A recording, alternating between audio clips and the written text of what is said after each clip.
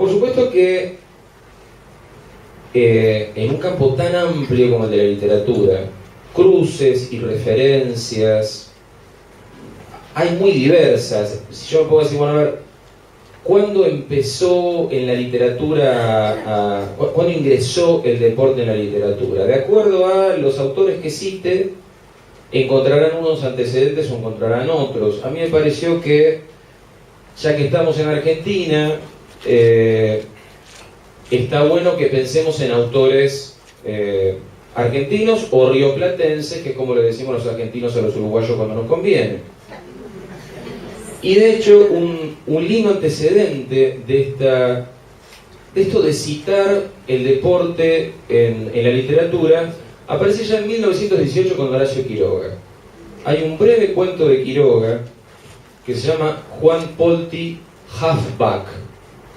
Fíjense cómo todavía... Halfback es una posición del fútbol. Sería un defensor central. Pero fíjense cómo todavía en 1918 el fútbol conservaba las denominaciones en inglés relativamente castellanizadas, de las cuales todavía alguna tenemos, como por ejemplo corner. Nadie se pregunta demasiado, pero cuando vas a tirar un corner estás utilizando aquellos viejos términos. En ese cuento, Juan Polti, Quiroga refiere el ascenso y la caída de un valiente defensor de Nacional de Montevideo que en muy pocos años, 3 o 4 años, conoce la fama, el éxito, el reconocimiento público desde un origen social muy humilde, y se convierte en esto, en una figura reconocida, respetada, valorada durante 3 o 4 años, hasta que sucede lo que sucede en realidad con cualquier deportista o con cualquiera en la vida que le toca. En algún momento le toca la decadencia, le sucede el fracaso, y Polti, este personaje de Quiroga, termina suicidándose una noche en el campo de juego. Lo que hace Quiroga en realidad es recrear una historia real de un jugador de Nacional. Interesantísimo cómo temas recurrentes en Quiroga bajan en un pequeño cuento, que es un cuento muy breve, de 3 o 4 páginas, pero se permiten sin ningún problema bajar a esto del fútbol, en ese caso.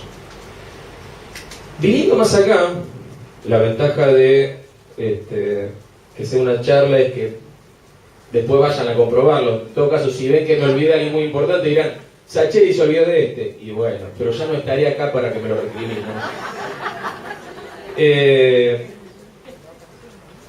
Elijo otro uruguayo, que es Mario Benedetti, que escribió 2 cuentos de fútbol nada más. En una muy prolífica producción de cuentos, escribió solamente 2, pero hay uno de la década del 50 que se llama Puntero Izquierdo, que es un cuento precioso.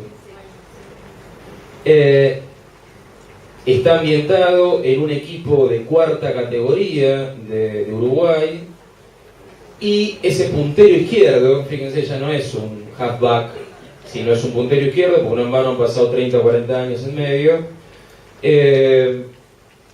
Digamos, se le promete a este jugador, es un monólogo de este defensor está en el hospital, molido a golpes, nos iremos enterando en el cuento, porque ha tenido el desatino de... fue sobornado para ir para atrás en un partido clave. Le dijeron, no se te ocurra meter un gol, quédate tranquilo que te vamos a hacer jugar en un equipo mejor el año próximo. Y es interesantísimo el modo en que el jugador de Benedetti, puesto a jugar, sucumbe a la lógica del juego. Que eso es algo que vamos a ver en general en distintos escritores que tocan el deporte, como cuando sus personajes cuando juegan, juegan. Es decir, colocan los objetivos del juego, los principios del juego, los deseos del juego por encima de otros, como por ejemplo recibir dinero y jugar en un nuevo equipo.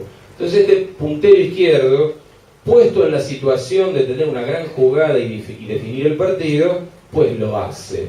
Y después le cuesta mucho entender por qué en el vestuario lo fajan a golpes después de semejante gol que ha convertido.